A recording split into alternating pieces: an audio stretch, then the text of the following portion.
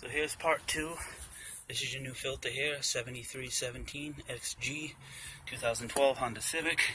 Now that you've got your old one drained, you want to come under here. And now that I've loosened it up and it's drained quite a bit, we want to go to the left. And sometimes you need channel locks to get these off, but they make tools that go around it that clamp. But once that's off, hold it straight up. Don't let it drop to the side because there's still oil in it and it will get all over the place. So you want to drop it. Once you feel it break loose. Alright, now I've got it and see oil come out. There's still a lot in there and you're going to pour it out like that. You can actually drop it right in there if you want. Put it right in the pan, it's not going to matter. And now you can see where it goes right there. So it's going to go right around that little piece that's threaded. And your new one is right here. Let me get that off my hand because this is your new one. And you can see that little thread right there. So what you want to do is take a little bit of the oil that's on your hand, go right around this rim, just to make a little seal. So it gets it wet with oil. Doesn't matter if it's new oil or old oil. You just want it to be wet. So when you put the new one on, it'll create like a nice little seal around this gasket.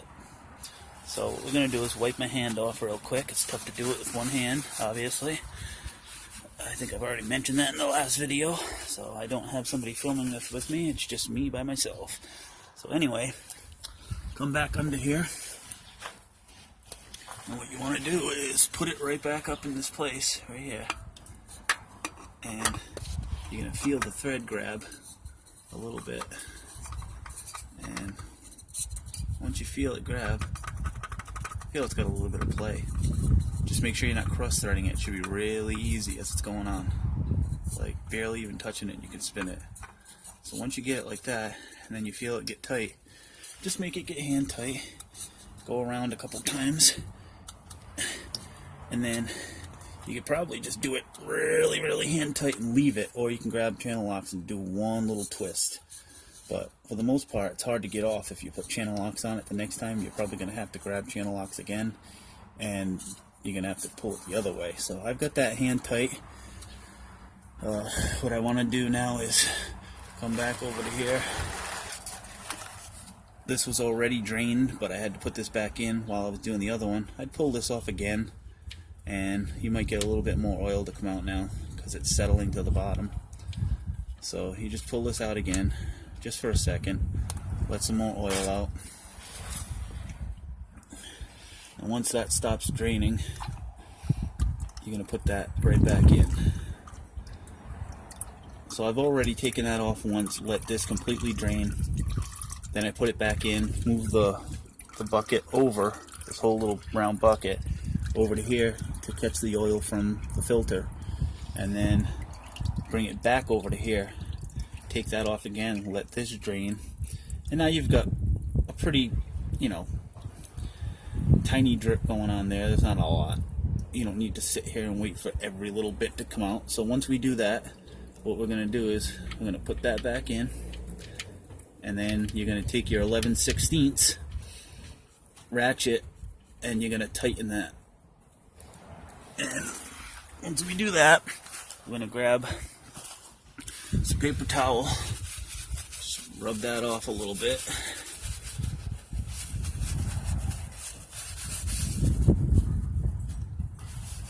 And we're going to grab our 11/16 wrench,